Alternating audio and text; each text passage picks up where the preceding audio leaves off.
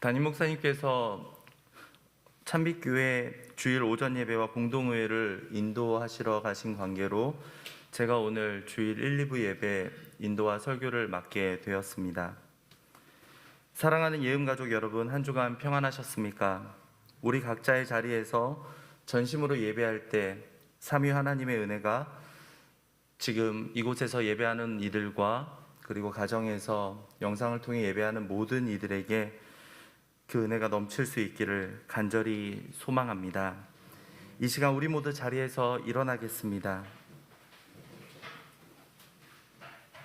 옆에 계신 분들 바라보면서 한번 인사하시겠습니다. 한 주간 평안하게 지내셨습니까? 한번 인사 나눌까요?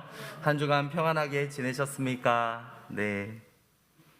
우리를 부르신 하나님의 이름을 부르며 주님 앞에 나아가겠습니다.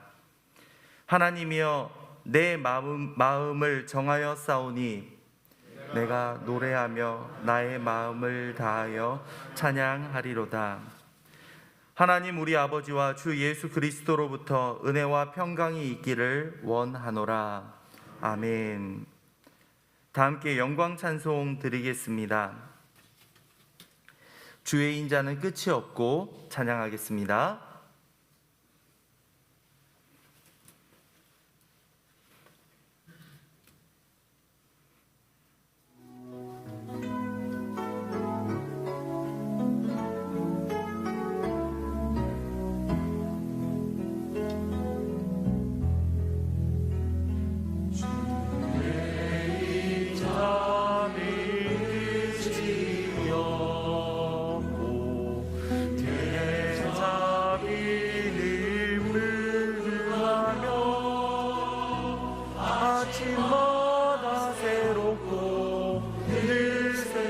성실이 큼이라 주의 성실이 큼이라 성실하신 주님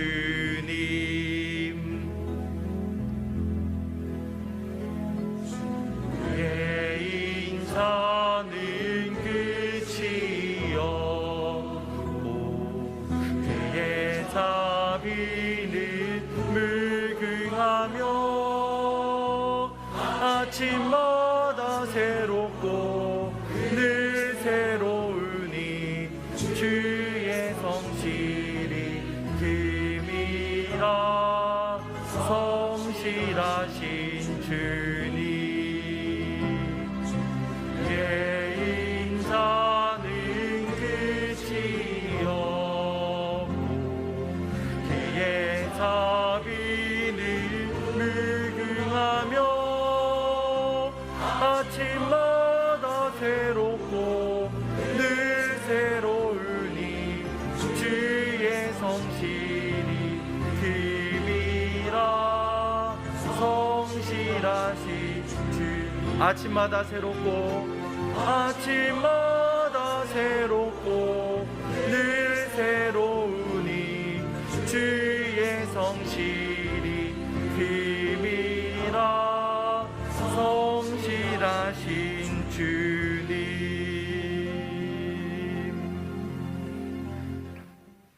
모두 자리에 앉으시겠습니다. 다 함께 십계명을 낭독하겠습니다. 십계명입니다. 하나님이 이 모든 말씀으로 말씀하여 이르시되 나는 너를 애굽 땅 종되었던 집에서 인도하여 낸 내 하나님 여호와니라.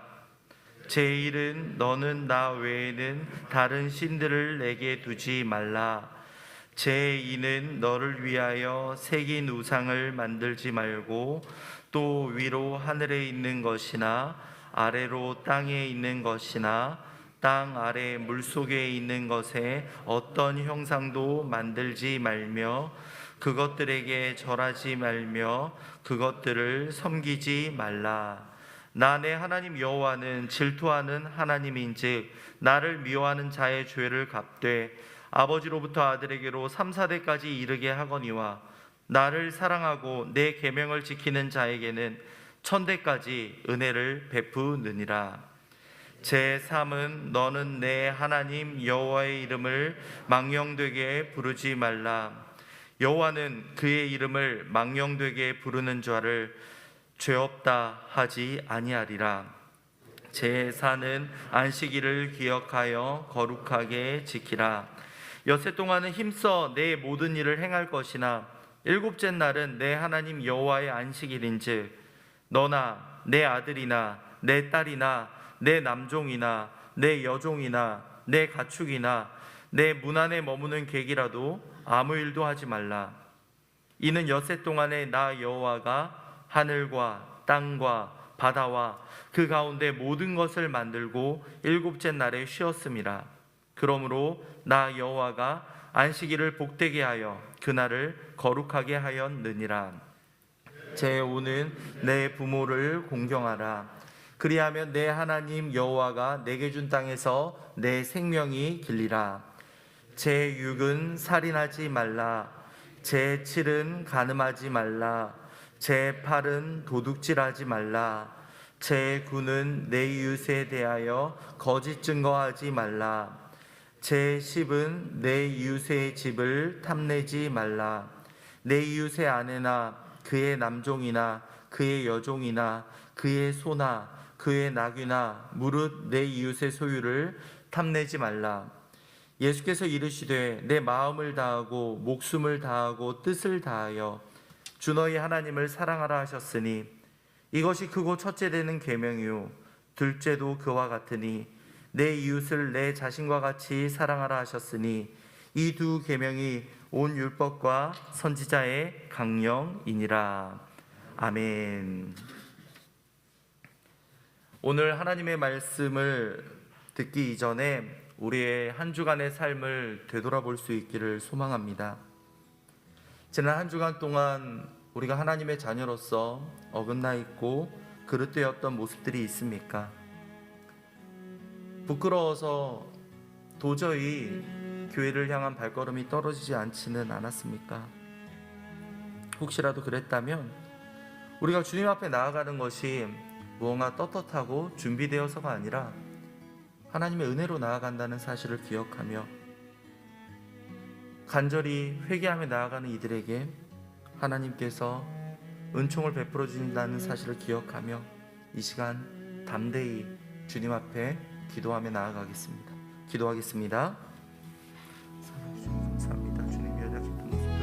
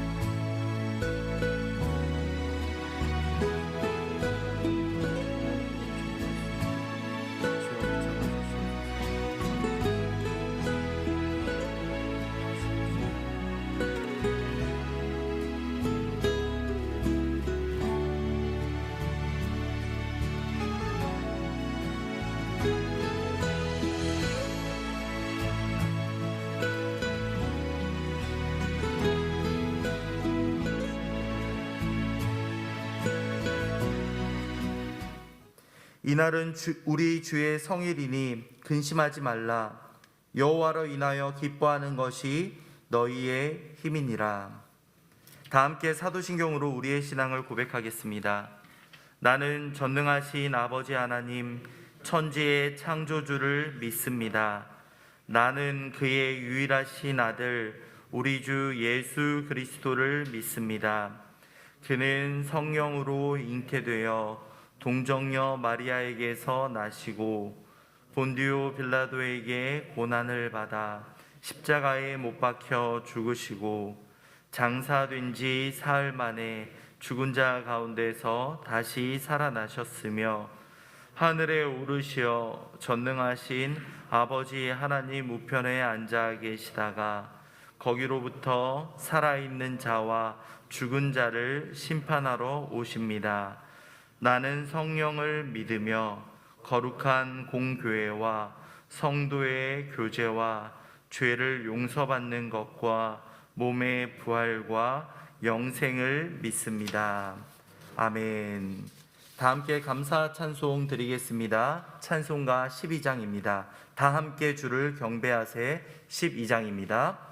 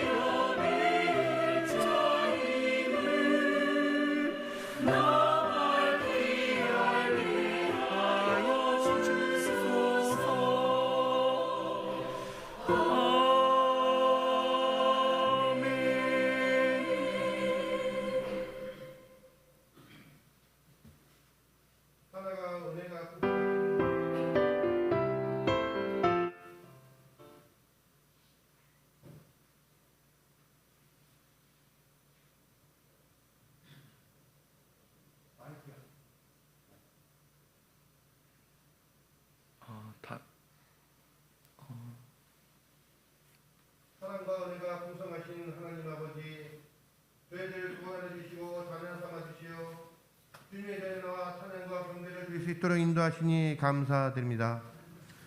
코로나19로 인하여 현장 예배와 비대면 예배를 드릴 수 있도록 인도하시니 저희들 어느 곳에 있든지 신령과 진정으로 예배드리게 하시고 몸과 마음을 다하여 주님의 인도하심을 찾는 저희들 되게 하여 주시옵소서.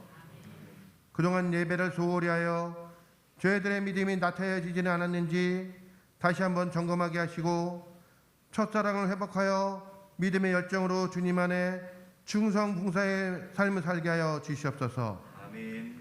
이전 것은 지나갔으니 새 것이 되었다는 말씀 따라 22년도 새해 계획을 세우게 하시고 저희들 잘못된 생각과 습관을 벗어버리고 주님의 말씀대로 살아갈 수 있도록 인도하여 주시옵소서. 아멘. 작심 삼일이 되지 않게 하여 거룩한 습관으로 주님의 말씀을 사모하며 감사와 기쁨이 넘치게 하여 주시고 저희들 주님의 능력의 당중에 세워 주시옵소서. 새해에는 주님의 축복이 가득 찬 한 해가 되게 하시고 하루속히 코로나19가 퇴치되어서 저희들 더욱 모이게 힘쓰며 주님의 일에 부지런하게 하여 주시옵소서. 예행교회 22년도 표회를 교회 다시 세상의 빛으로라는 말씀을 주셨으니 성령의 은혜로 새롭게 하시고 거듭난 삶으로 저희들 영의 교회를 세울 수 있도록 믿음 허락하여 주시옵소서. 교회 총회 설립 70주년을 기념하여 70일 특별 새벽 기도회를 계획 중에 있으니 온 성도가 참여하여 주님 앞에 내려놓고 간구하는 시간 되게 하여 주시옵소서. 예은교회가 성령 안에서 사랑의 공동체, 이웃을 내 몸과 같이 사랑하고 배려하는 공동체, 기도하는 공동체로 거듭나게 하여 주시옵소서. 그래야 교회가 풍성한 은혜 가운데 성장하게 하여 주시옵소서. 교회 예산도 차고 넘치게 축복하여 주시옵고 우리들에게 인격의 지경, 기업의 지경, 교회의 지경을 넓혀 주시옵소서. 예언교회를 축복하사 각 기관이 부흥케 하여 주시옵소서.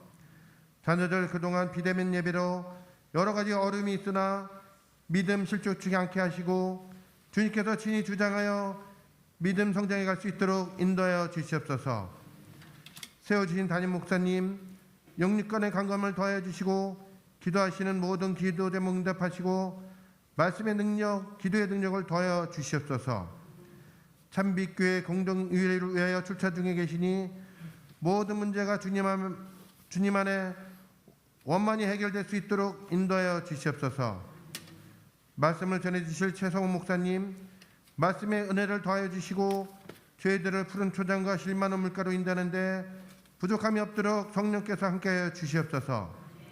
이 시간 주님의 말씀을 대언하실 때 저희들 옥토의 마음 뱉에 떨어져 성수태의 믿음을 가져 말씀대로 순종하며 살아가게 인도하여 주시옵소서. 아멘. 예은교회 주님의 축복이 임재하여 주시옵소서. 아픈 성도들에게는 치료를, 낙담한 성도들에게는 용기를, 절망한 성도들에게는 희망을 베풀어 주시옵소서. 예수 그리스도 이름으로 기도드립니다. 아멘. 오늘 우리에게 주시는 말씀은 레위기 1장 1절에서 2절까지 말씀입니다. 레위기 1장 1절에서 2절까지의 말씀은 구약성경 147면에 나옵니다. 여호와께서 회막에서 모세를 부르시고 그에게 말씀하여 이르시되 이스라엘 자손에게 말하여 이르라. 너희 중에 누구든지 여호와께 예물을 드리려거든 가축 중에서 소나 양으로 예물을 드릴지니라. 아멘. 이는 하나님의 말씀입니다. 하나님께 감사드립니다.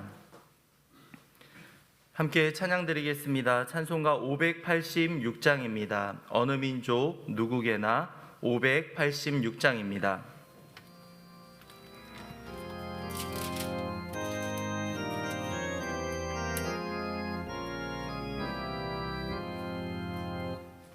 어느 민족 누구게나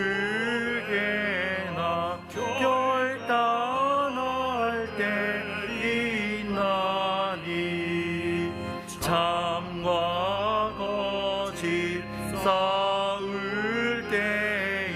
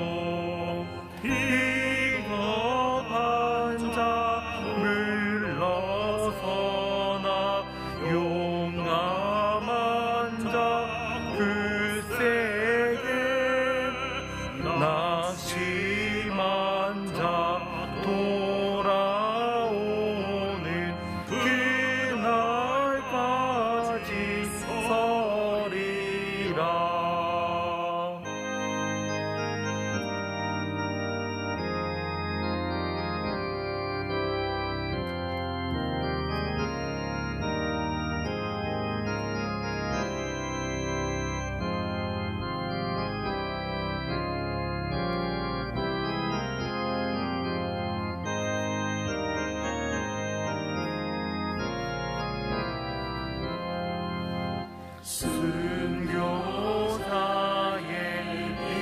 빛을 따라 주의 뒤를 쫓아서 십자가를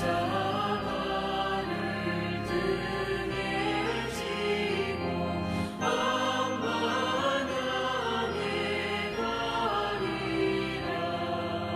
새 시대는 새 사명을 우리에게 주나니 진리 따라 사는 자는 전진하리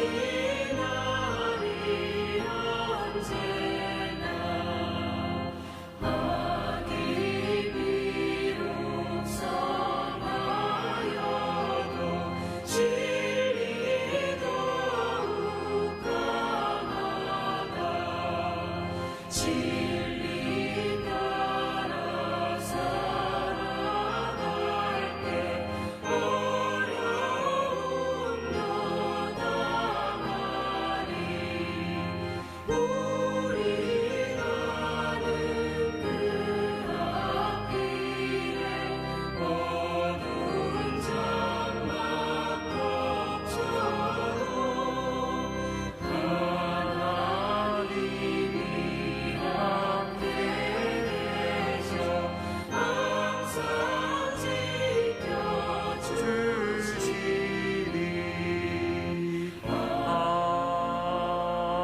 아멘.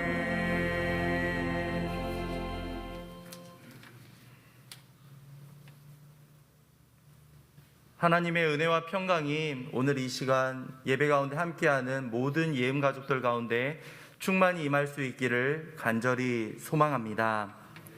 김춘수 시인의 꽃이라는 시 여러분들 한번 들어보셨을 겁니다. 소개하자면 다음과 같습니다. 내가 그의 이름을 불러주기 전에는 그는 다만 하나의 몸짓에 지나지 않았다. 내가 그의 이름을 불러주었을 때 그는 나에게로 와서 꽃이 되었다. 내가 그의 이름을 불러준 것처럼 나의 이 빛깔과 향기에 알맞은 누가 나의 이름을 불러다오. 그에게로 가서 나도 그의 꽃이 되고 싶다. 우리들은 모두 무엇이 되고 싶다. 너는 나에게, 나는 너에게 잊혀지지 않는 하나의 눈짓이 되고 싶다. 분명 시의 제목은 꽃인데 자세히 보시면 꽃에 관한 시가 아닙니다. 사랑에 관한 시가 아닐까라고 추측하실 수도 있겠지만 사실은 그것 역시도 아닙니다. 이 시는 굉장히 철학적인 의미를 함축하고 있는데요. 존재의 의미와 존재를 인식한다. 저도 말씀을 준비하며 당연히 사랑시라고 생각을 했는데 이러한 해석들을 보면서 혼란스러워졌습니다. 누군가 이름을 불러주는 것 그것만으로 충분한데 뭐 존재의 의미와 인식이라니 무슨 말입니까? 그래서 저도 굉장히 당황하면서 시에 대한 해석들을 살펴보았습니다. 꽃은 구체적인 대상을 상징하는 것이 아니라 누군가 이름을 불러주었을 때 비로소 하나의 존재로 자리 잡는다라고 해석을 하고 있었습니다.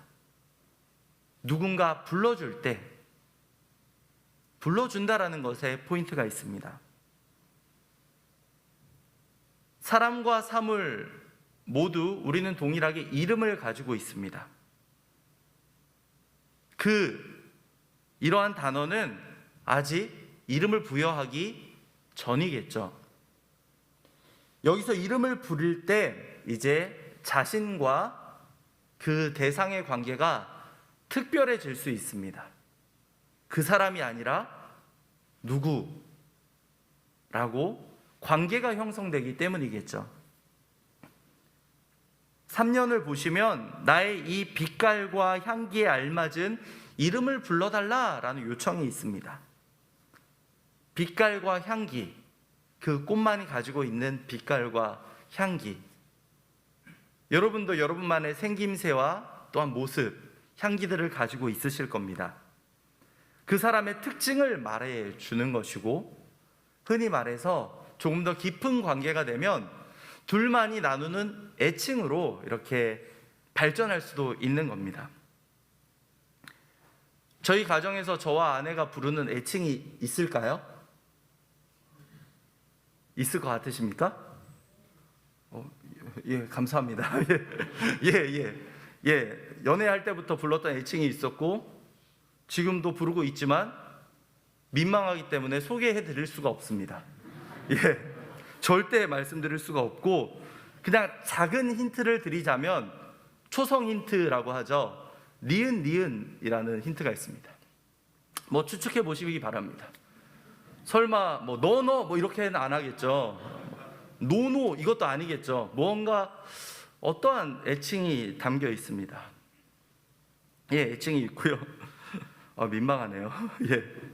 애칭에는 서로만이 알고 있고 그 사랑의 의미가 담기기 마련입니다. 아내는 저를 종종 저 아저씨라고 부릅니다. 그 딸에게 저 아저씨 좀 봐봐 이런 식으로 얘기를 하면, 역시 최씨 고집인 저 역시도 그 말을 듣자마자 그냥 넘어가지 않습니다. 옆집에 있는 아저씨도 그 아저씨라고, 왜 내가 아저씨라고 불려야 하냐며 매번 따집니다. 오늘 설교를 듣고 바뀔지는 모르겠지만 어쨌든 저는 그렇게 아저씨로 불리는 게 싫거든요. 누구 아빠, 누구 엄마, 제 기억이 맞다면 저는 아내를 한 번도 미소 엄마라고 부른 적이 없습니다. 엄마임을 강조해야 되는 순간에 아니 미소 어머니 이러시면 안 되죠 라고 장난스럽게 말한 적이 있을지는 모르지만 저는 아내를 미소 엄마라고 부른 적이 없습니다. 엄마들의 이름, 아빠들의 이름이 사라져간다는 이야기 많이 들어보셨을 겁니다. 모두에게 있던 이름이 어느 순간 누구의 아빠, 누구의 엄마로 변해가는 것이 우리들의 모습입니다. 저는 인상적인 장면을 이렇게 오래 좀 기억이 나는 편인데요. 담임 목사님께서도 사모님을 현정 씨라고 부르는 모습을 제가 최소한 5번은 봤습니다. 현정 씨 하시면서 처음에는 굉장히 낯선 겁니다. 분명히 예담이 엄마 이렇게 하실 줄 알았는데 현정 씨라고 불러주시는 모습을 보면서 목사님도 의도가 있으시는구나 라는 것들을 깨닫게 되었고, 저도 말씀을 준비하면서 자연스럽게 의도하지 않았더라도 그런 것들을 배우고 있었구나, 지난 5년이라는 시간 동안 그렇게 지내왔구나 라는 것들을 깨닫는 그러한 계기도 되었습니다. 우리는 모두 누구의 엄마, 누구의 아빠 이전에 우리의 이름이 있었습니다. 간곡히 바라는 것은 평생 그렇게 부르셨던 분들이 갑자기 변하면 서로 닭살이 돋아서 못 견디실 겁니다. 그래도 오늘 한 번만은 남편과 아내의 이름을 불러주시면 정말 감사하겠습니다. 아멘이십니까? 아멘. 쉽지 않죠. 쉽지 않죠. 이름을 부른다. 여호와께서 회막에서 모세를 부르시고, 오늘 말씀은 이렇게 시작하고 있습니다. 여호와께서 회막에서 모세를 부르셨다. 먼저 여호와께서 불러주셨다라는 것에 주목하고 싶습니다. 하나님께서 불러주셨기 때문에 우리는 이 자리에 와서 예배할 수 있습니다. 우리는 종종 주객 전도되는 일들을 많이 경험합니다. 내가 시간을 쪼개서 예배드리고 있다. 내가 열심히 예배드리고 있다. 내가. 그런데 여러분들 아시죠? 하나님께서 불러주시지 않았다면 우리는 이 자리에서 결코 예배할 수 없습니다. 오늘 아침에도 한 가족이 어딘가로 가고 있었습니다. 엘리베이터에서 만났는데요, 누가 봐도 놀러 가는 가정의 모습이었습니다. 저는 설교하러 가고 있었고 그 가정은 어딘가로 놀러 가고 있었겠죠. 여러분은 왜 오늘 분명히 피곤한 몸을 가진 분들도 있을 것이고 중요한 약속들을 가진 분들도 있을 것인데 왜 이 자리에 와 계십니까? 여호와께서 불러주셨기 때문에 우리는 이 자리에서 예배하고 있습니다. 물론 의지가 필요했겠죠. 잠을 이겨가려는 그러한 시간들도 있었겠죠. 하지만 초대장이 없이 어찌 잔치에 들어갈 수가 있습니까? 우리는 구원이라는 그 초대장을 감사하게도 받았고 그 부르심에 따라 이렇게 하나님의 자녀로 예배를 드리고 있는 겁니다. 개혁주의 예배라는 책에는요, 예배를 이렇게 소개합니다. 하나님께서 찬양 받으시고 교회는 하나님의 축복을 받고 하나님과 백성 사이에서 규정된 연합 집회. 하나님께서 찬양 받으시고 첫 번째로 나오는 대목입니다. 우리가 저도 노래 부르는 건 좋아하지만 아직 노래를 잘한다라고는 절대 얘기 못 하거든요. 그냥 제가 좋아서 찬양하고 제가 좋아서 노래를 부르는 거예요. 근데 훌륭한 가창력을 가진 분일수록 막 돋보이고 싶은 마음이 들 때가 왜 없겠습니까? 저같이 1을 가지고 있어도 10인 것처럼 포장하기 좋아하는 사람은요, 만약 제가 가수 같은 능력이 있었잖아요, 그러면 막 목사님께 찾아가서 목사님 저 찬양 인도하고 싶습니다. 빨리 저 매번 하고 싶어요. 막 이렇게 했을 제 자신을 봐요. 근데 하나님이 적당하게 음치는 아니고 그렇다고 잘하는 것도 아닌 중간 정도로 저를 보내주셔가지고 얼마나 감사한지 모릅니다. 내가 찬양한다가 아니라 하나님께서 찬양을 받으신다. 생각의 전환이 필요합니다. 우리는 모두 이기적입니다. 자기 중심적으로 생각을 하죠. 내가 오늘 예배드리고 왔어. 내가 오늘 설교를 들었어. 물론 맞는 표현이지만 우리는 거기에 진정한 의미를 발견할 수 있어야 됩니다. 하나님께 예배드리고 왔어. 하나님께서 내 찬양을 받아 주셨어. 지난 성탄 예배의 한 장면이 떠오릅니다. 그날 하루 전에 이제 워십 팀을 구성하고 같이 7시부터 밤 11시까지 워십 댄스를 췄죠. 근데 4인 이하로 모이는 거를 또 지키고 싶어서 세 팀을 다른 시간에 이제 맞춰서 오도록 이렇게 준비를 해서 그렇게 이제 영상이 완성되었습니다. 기억하실지 모르겠지만 마지막 세 번째 팀에 제가 있었고요. 거기에 지환 선생님, 지연 선생님, 저 이렇게 있었는데 이 세 명이 다 몸치인 겁니다. 그러다 보니까 아무리 제가 영상을 편집해서 화면을 건지려고 해도 이 건질 수 있는 영상이 없는 겁니다. 그래서 앞에 잘 텄던 학생들이 비율로 보자면 4.5, 4.5, 1 이 정도의 비율로 영상을 편집할 수밖에 없었던 상황이었어요. 2시부터 영상 너무 피곤해서 집에 가서 바로 잤고요. 2시에 일어나서 영상 편집을 시작했는데 해가 떠 있는 겁니다. 9시가 됐죠. 빨리 교회 가야지. 그래서 교회를 왔는데 저는 이제 영상 편집하고 하느라고 성탄 예배를 제가 준비할 수 있는 것이 별로 없었던 겁니다. 근데 담임 목사님, 김시대 목사님이 다 준비를 해 놓으셨고 저는 이제 찬양팀 악보 하나 만들어 주고 구성해 준 거 그것밖에 없었던 제 모습을 보았던 거죠. 근데 놀라운 거는요, 예배를 마치고 나서 장로님들이 저에게 수고했다라고 칭찬을 해주시는 거예요. 저 양심이 있는 사람입니다. 너무 민망한 거죠. 정말 제가 한 게 하나도 없는데 악보 만들어준 거 5분 걸렸거든요. 찬양팀 구성하는 전화하는데 글쎄요, 10분에서 15분?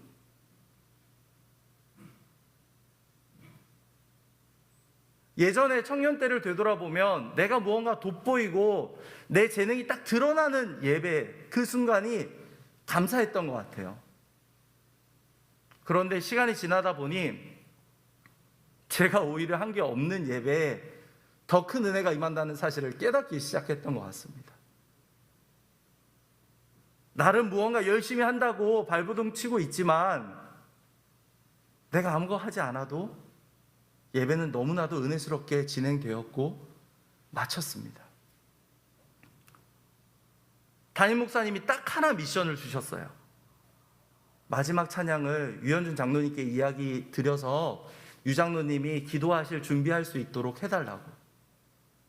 성도님들, 그날 기억나시나요? 유 장로님 그 자리에서 기도 시작하셨어요. 왜 이런 일이 펼쳐졌을까요?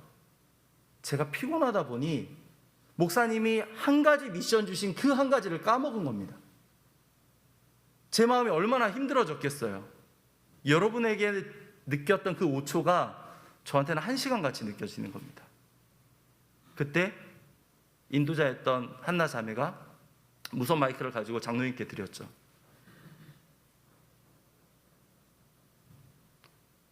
이게 은혜구나. 서로의 부족함을 서로 채워가는 것이 은혜이구나 라는 것들을 저는 그 순간 뼈저리게 느꼈습니다.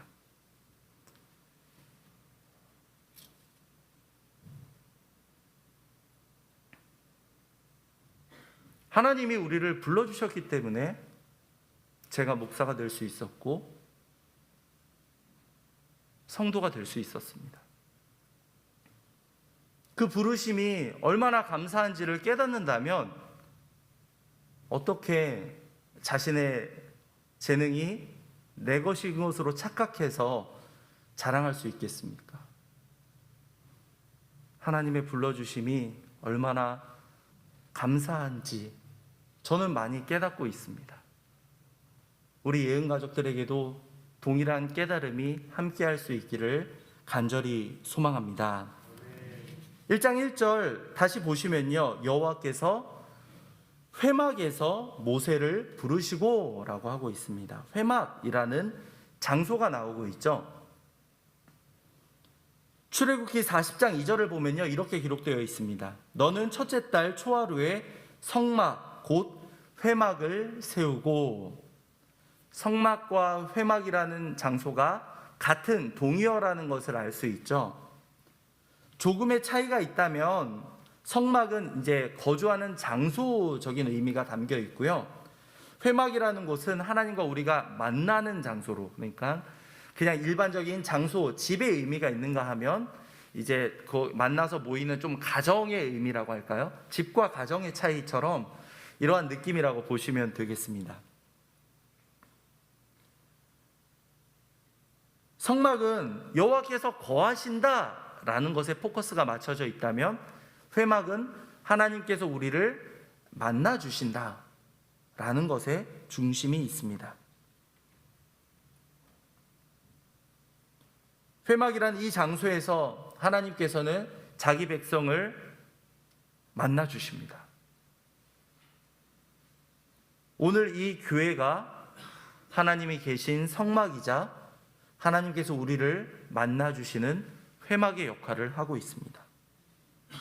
개혁주의 예배 정의를 보시면요, 다시 보시면 하나님께서 찬양 받으시고 교회는 하나님의 축복을 받고 라고 되어 있습니다. 교회라는 장소, 바로 축복이 임하는 장소입니다. 여러분은 교회에서 예배 드리면서 신앙생활 하시면서 받은 축복을 헤아려 보신 적이 있으십니까? 지금까지 얼마나 많은 축복이 여러분의 삶 가운데 임하셨습니까? 새벽 기도 때도 몇 번 말씀드린 적이 있는데요. 저는 4학년 2학기 때까지도 무엇을 하고 살아야 될지 정하지를 못했었습니다. 27살 11월 달까지요. 그러다가 고민을 하다가 사람이 너무 고민의 끝에 가면 원론적인 질문을 하게 되더라고요. 나는 어디에 있을 때 행복하지? 제 자신에게 물어봤고 별 망설임 없이 교회가 행복한데? 그래서 그날 부모님께 말씀드려서 아버지 어머니 저 신학하고 싶습니다. 목사가 되고 싶어요.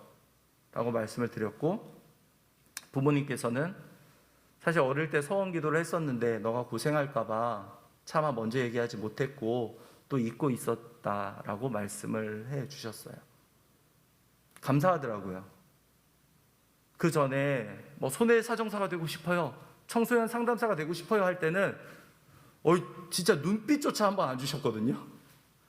그 4학년 1학기 때 휴학하고 그 1년 동안에 저도 무언가를 해야 되니까 영문학과에 졸업하는데 영어에 재능이 없다는 건 제 자신이 알고 있다 보니 도대체 뭘 해야 될까 고민을 막 하고 있었거든요. 근데 교회에 있을 때 행복하고 목사가 되고 싶다는 말을 부모님께서는 들어주셨습니다. 왜 교회에서 저는 행복했을까? 저는 청년 시절을 너무나도 즐겁게 보냈습니다. 좋은 선배들이 많이 있었고요. 담임 목사님도 당연히 좋은 선배셨죠. 그리고 좋은 친구들도 있었고요. 김신대 목사님이시죠. 그런 환경에서 신앙생활을 하다 보니 저는 교회 가는 하루하루가 너무나도 행복했던 겁니다. 그러다가 저에게 청년 시절에 방송실 간사라는 역할이 주어집니다. 24살 때였는데요. 방송실 부원으로 한 1년 정도 있다가 갑자기 간사를 맡으라고 하셨고 그렇게 해서 이제 신대원 1학년에 있을 때까지 총 5년의 시간을 방송실에 있었습니다.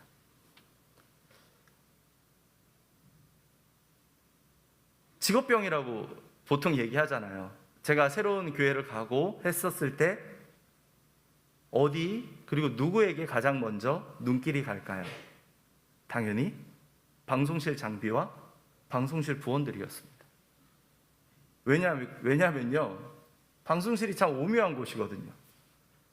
여러분 방송실에서 예배에 집중하잖아요. 방송 사고가 일어납니다. 너무 집중한 나머지 PPT를 넘겨야 되는데 못 넘기고 너무 집중하다 보면요. 근데 그렇다고 너무 진짜 방송국 PD처럼 딱 거리를 두고 딱딱하게 보잖아요. 은혜를 못 받습니다. 예배에 참여하고 있는데 은혜를 정작 못 받는 거죠. 저는 청년 시절을 그렇게 보냈기 때문에 그 자리가 얼마나 감사하고 소중하면서도 힘든 자리라는 거를 저는 5년 동안 느꼈습니다.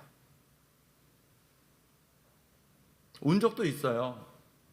제가 PPT 오타를 낸 게 아닌데 장로님 한 분이 오셔가지고 무슨 주기도문이었어요. 무슨 대개가 영덕대개입니까? 하면서 저한테 갑자기 소리를 지르시는 거예요. 그 대개 아니죠 물론. 그래서 당황하면서 확인해 봤더니 오타 난 게 아니라 잘못 보셨던 거예요. 사람이 정말 억울하면 눈물 나는 거 아십니까? 나 잘못한 게 없었는데 잘못 보셨는데 내가 왜 이런 이야기를 들어야 되지? 좀 힘들었어요 그때는.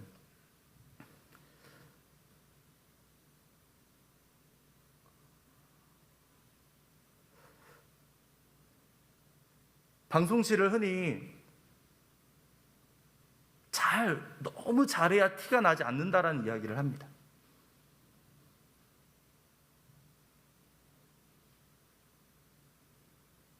못하면요 너무 티가 납니다. 그래서 저는 더 마음이 쓰였던 것 같습니다.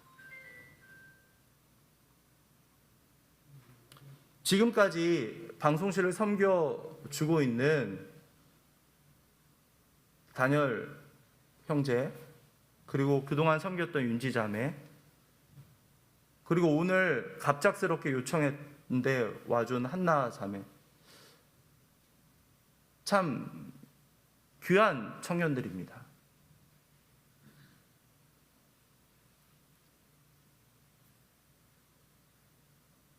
방송실만 그럴까요? 교육부서는요?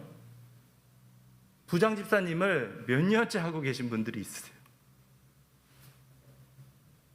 아마 7년 정도 윤 집사님 섬기셨을걸요. 그 이상인가요? 박 집사님? 그렇죠. 아마 그 이상으로 섬기셨을 겁니다. 저는 이전 교회에서 그렇게 오래 섬기신 이야기를 죄송합니다만 들어본 적이 없습니다. 왜 그렇게 하실까요? 아이들이 좋으시니까. 힘든 거 알면서도 보람이 있기 때문에 그 자리를 섬기고 계신 것 아니겠습니까? 이미 그런 생각도 해봤습니다. 각자 자녀들을 키우느라고 너무 에너지를 다 쓰시다 보니까 다른 자녀에게 실수할까봐 혹시라도 그러시는 거 아니실까? 이런 생각도 해봤습니다.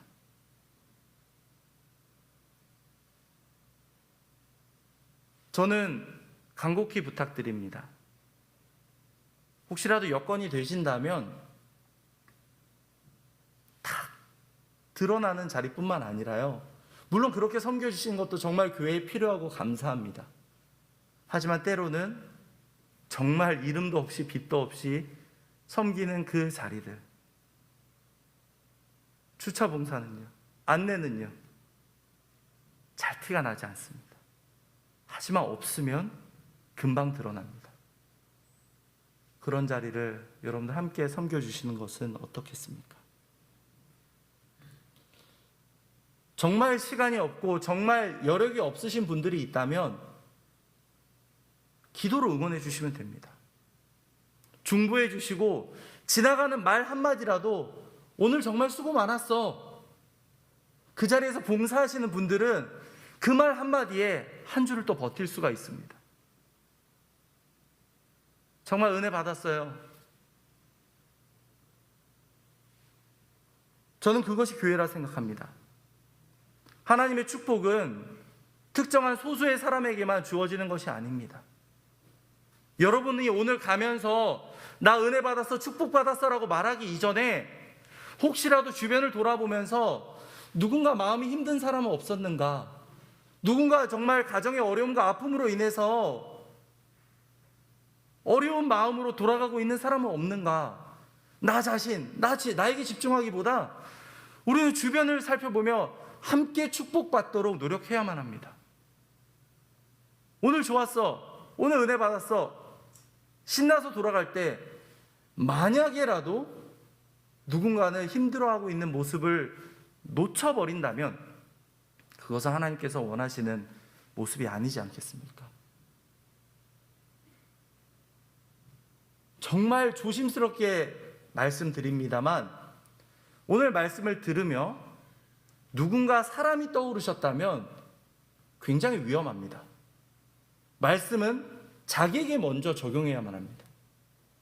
아, 저 사람 오늘 딱 왔어야 되는데, 아, 우리 남편은 왜 안 듣고 있지? 아, 우리 아내는. 제일 위험합니다. 아, 그 사람 칭찬할 때 아유 왜 와서 좀 들어주지? 위험하십니다. 말씀은 자기에게 먼저 적용하고 자기가 먼저 살아가는 것이 우선입니다.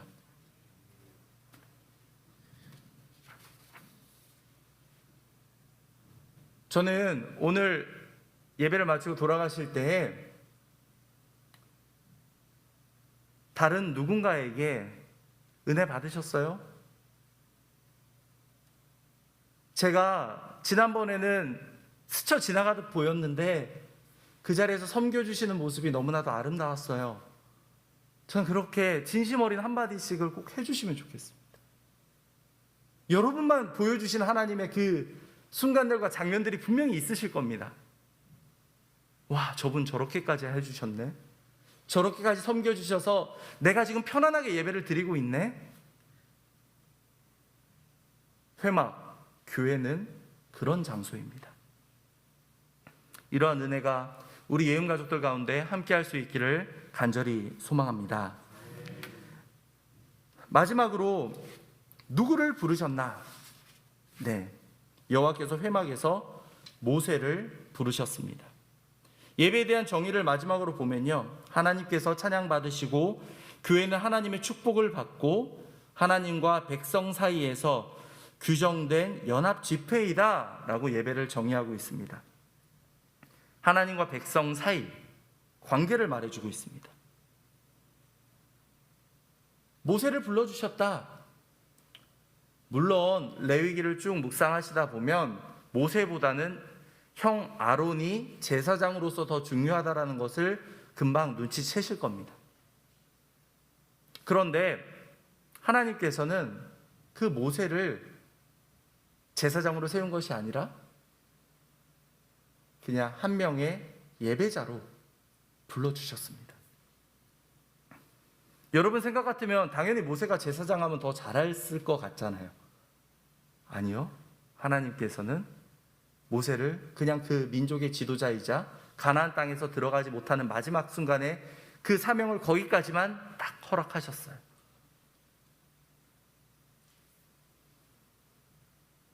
하나님께서 불러주셨다, 우리를 불러주셨다라는 이 사실이 정말 여러분에게 감동으로 다가갈 수 있기를 소망합니다. 출애굽기 3장 4절을 보면요, 하나님께서 이렇게 말씀하세요. 모세야 모세야 불러주세요. 여호와께서 그가 보려고 돌이켜 오는 것을 보신지라 하나님이 떨기나무 가운데서 그를 불러 이르시되 모세야 모세야 하시매 그가 이르되 내가 여기 있나이다. 모세를 처음 부르셨던 장면입니다. 누가복음 19장 5절은요 이렇게 기록되어 있어요. 예수께서 그곳에 이르사 쳐다보시고 이르시되 삭개오야 속히 내려오라 내가 오늘 내 집에 유하여야 하겠다 하시니. 삭개오 신체적인 결함도 있었고요, 사람들에게 손가락질 받는 사람이었습니다. 그런데 예수님은 그를 아시고 삭개오야 불러주셨습니다. 사무엘을 부를 때는 어떠셨나요? 여호와께서 임하여 서서 전과 같이 사무엘아 사무엘아 부르시는지라 사무엘이 이르되 말씀하옵소서 주의 종이 듣겠나이다.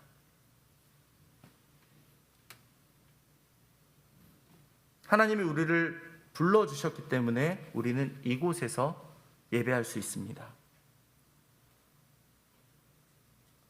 저는 오늘 말씀을 쭉 정리하다가 저에게 이렇게 말씀하시는 것은 아닐까라고 제가 그대로 적어놨는데 한번 읽어드릴게요.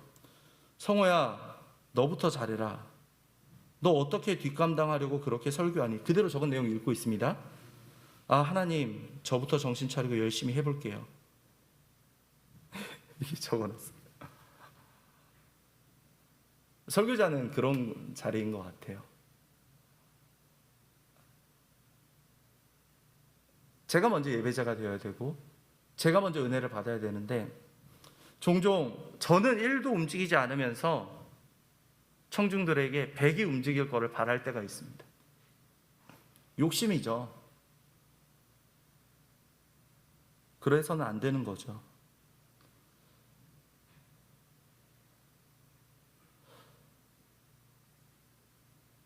여러분들을 불러주시는 그 하나님의 은혜, 무언가 뛰어나서 무언가 잘해서가 아니라 하나님이 우리를 불러주셨기 때문에 목사의 자리를, 장로님의 자리를, 권사님의 자리를, 집사님의 자리를, 봉사의 자리를 우리는 감당할 수 있습니다.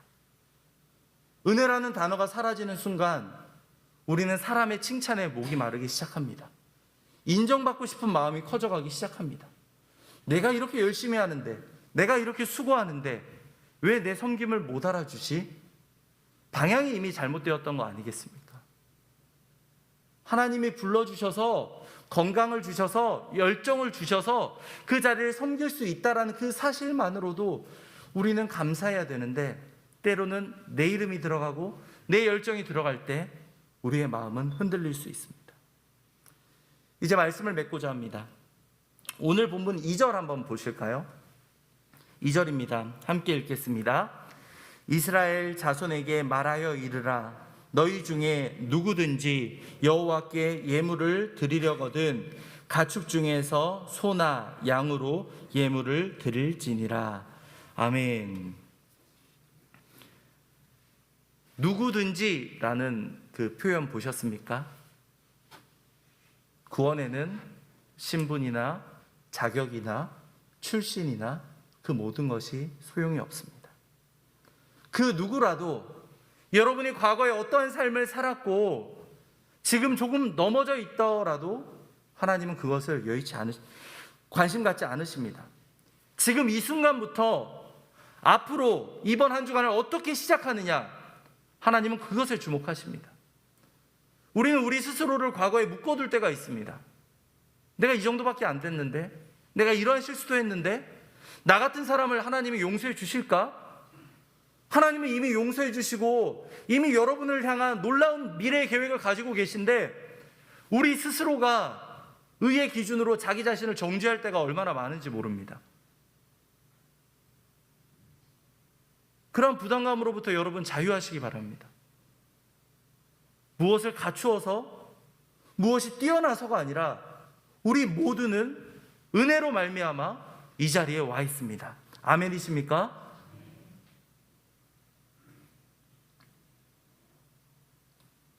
오늘 예배 드리고 말씀 들었으니 우리의 삶은, 우리의 사명은 끝난 것일까요?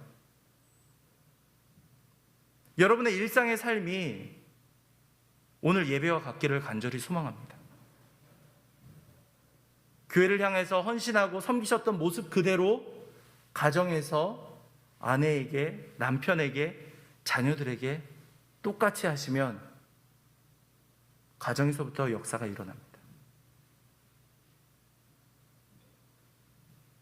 직장에서 정말 싫어하고 정말 같이 하기 어려운 사람들, 여러분 용서하고 품어줄 때, 왜요? 교회에서 그렇게 하셨다면 직장에서도 가능합니다.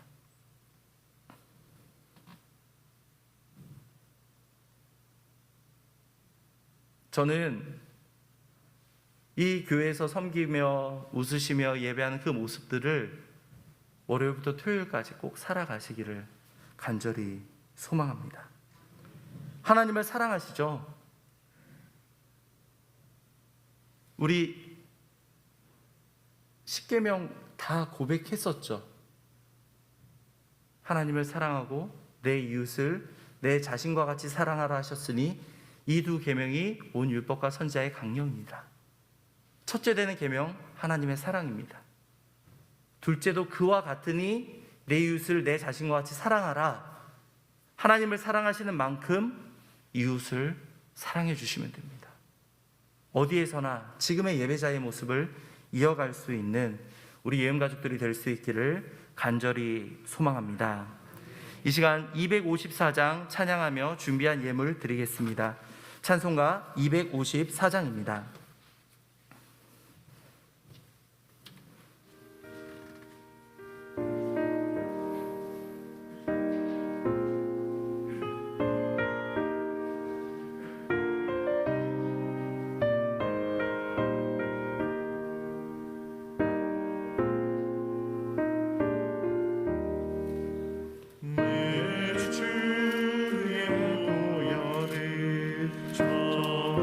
전하고자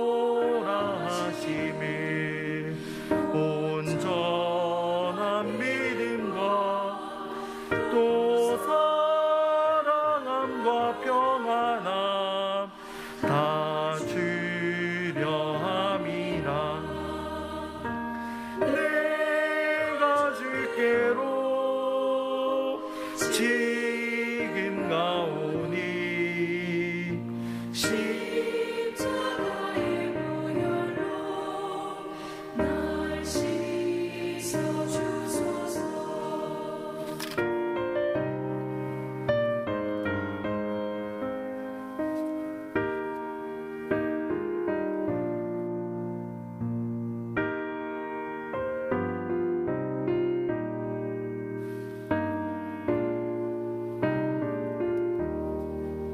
큰 죄인 복받아 살기를 얻었네. 한없이 넓고 큰 은혜 베풀어 주소서. 내가 주께로 지금 가오니 십자가의 보혈로 날 씻어 주소서. 그 피가 맘속에 큰 증거 됩니다. 내 기도 소리 들으사 다 허락하소서. 내가 주께로 지금 가오니 십자가의 보혈로 날 씻어 주소서. 아멘. 이 시간 말씀을 생각하며 두 가지 제목을 가지고 함께 기도하겠습니다. 우리를 하나님께서 예배자로 불러주셨다라는 그 사실에 감사할 수 있기를 바랍니다.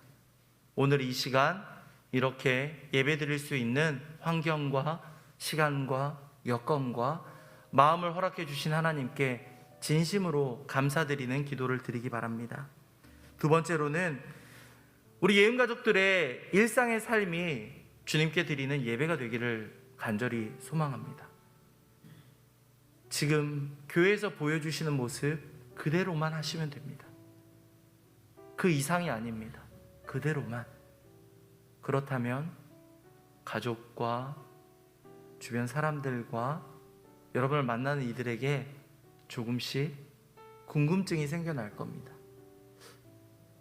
왜 저 사람은 조금씩 달라질까?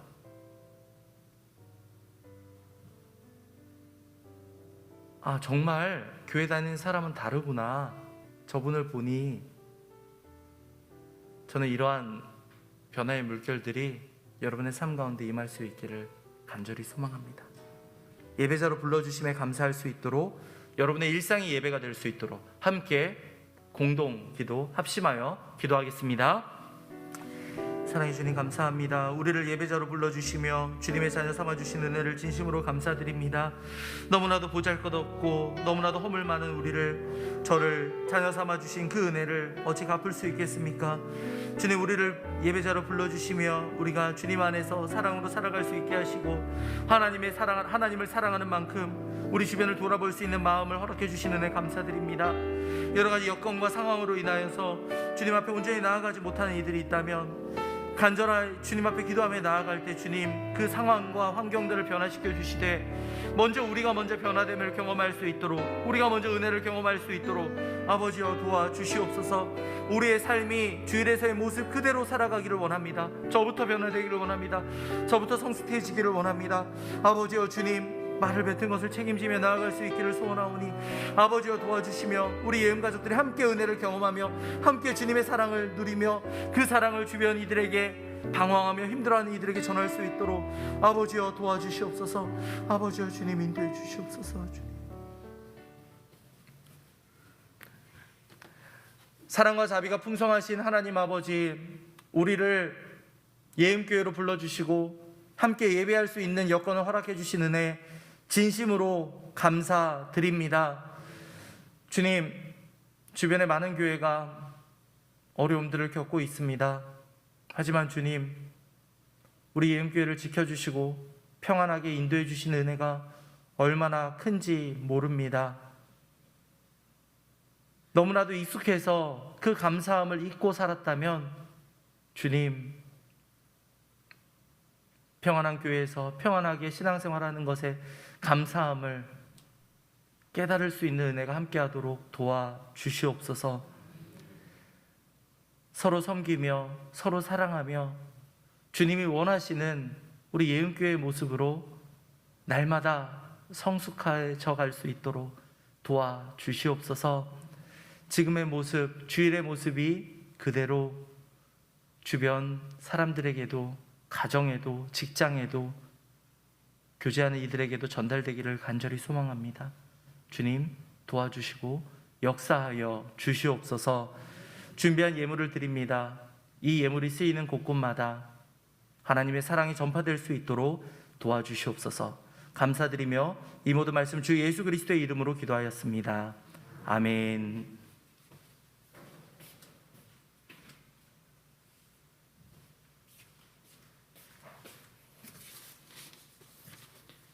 교회 소식 전해드리겠습니다. 오늘 1, 2부 예배는 제가 인도와 설교를 맡고 있습니다. 제가 가진 에너지의 90%를 쓴 것 같습니다. 네, 2부 예배 잘 마무리할 수 있도록 돌아가시면서 한 번씩 기도해 주시면 감사하겠습니다. 힘이 별로 남아있지 않네요. 네, 특별 새벽기도회 신청 많이 문의를 많이 해주시고 있는데요. 2차 신청이 시작되었습니다. 이럴 거면 기간을 여유 있게 물론 그렇지만 그래도 기한을 정해놓고 또 계속적으로 문의하는 분들이 많아서 2차 신청을 받고 있는 거거든요.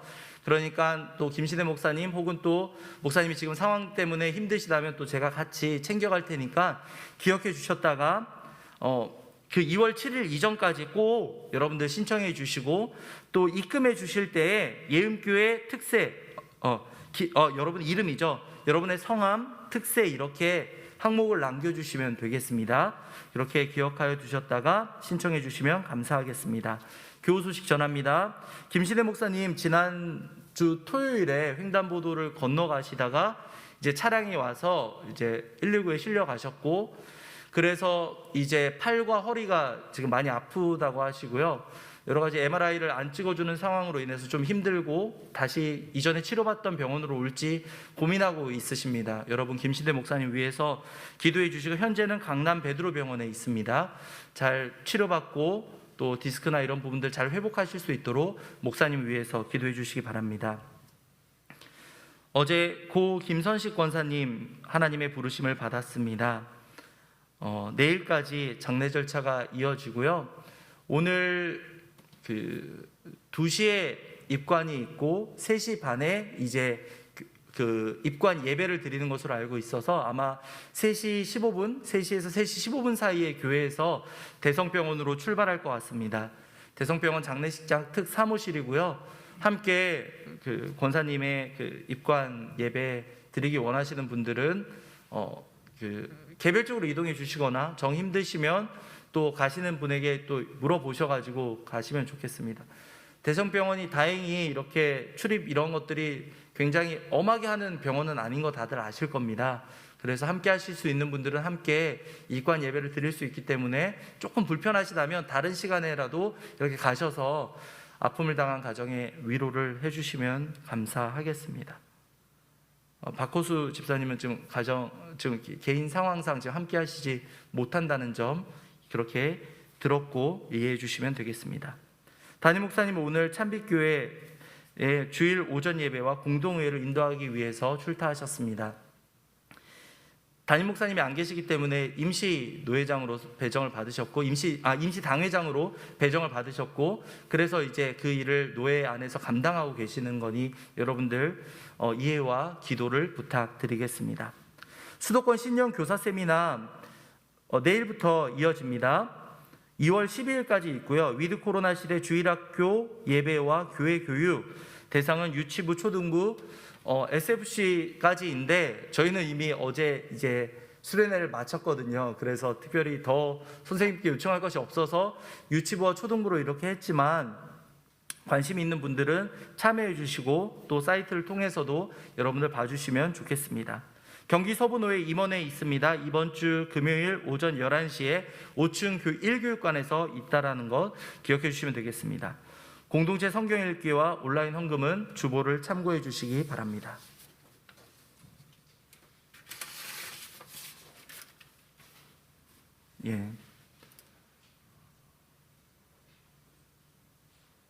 한 주간 하나님의 사랑 안에서 여러분들 은혜 가운데 살아갈 수 있는 우리 예음가족들이 되기를 간절히 소망합니다.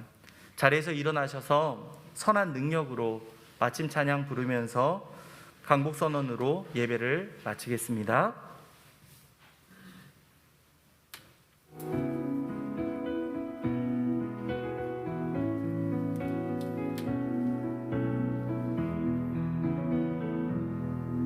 그 선한 힘에 고요히 감사하여 그 놀라운 평화를 누리며 나 그대들과 함께 걸어가네. 나 그대들과 하늘을 여네. 지나간 어둠의 날들이 무겁게 내 영혼 짓눌려도 오 주여 우릴 외면치 마시고 약속의 구원을 이루소서. 그 선한 힘이 우리를 감싸시니 믿음으로 일어날 일 기대하네. 주 언제나 우리와 함께 계셔. 하루도 하루가 새로워. 주께서 밝히신 작은 촛불이 어둠을 헤치고 타오르네. 그 빛에 우리 모두 하나 되어 온 누리에 비추게 하소서.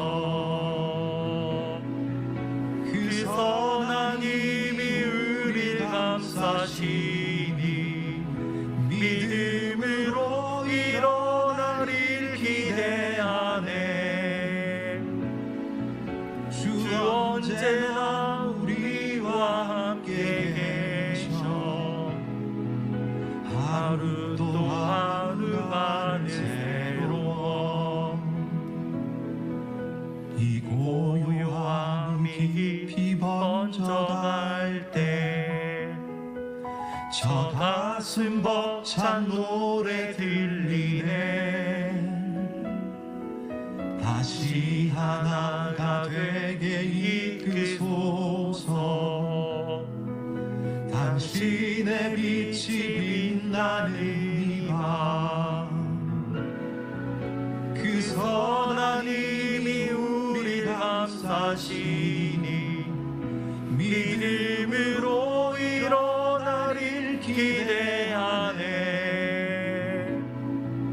주 언제나 우리와 함께 계셔. 하루 또 하루가 새로워. 평강 중에 세상으로 나아가십시오. 마음을 다하고 목숨을 다하고 뜻을 다하여 하나님을 사랑하고 이웃을 내 몸과 같이 사랑하시기 바랍니다. 주 예수 그리스도의 은혜와 하나님의 사랑과 성령의 교통하심이 너희 무리와 함께 있을지어다. 아멘.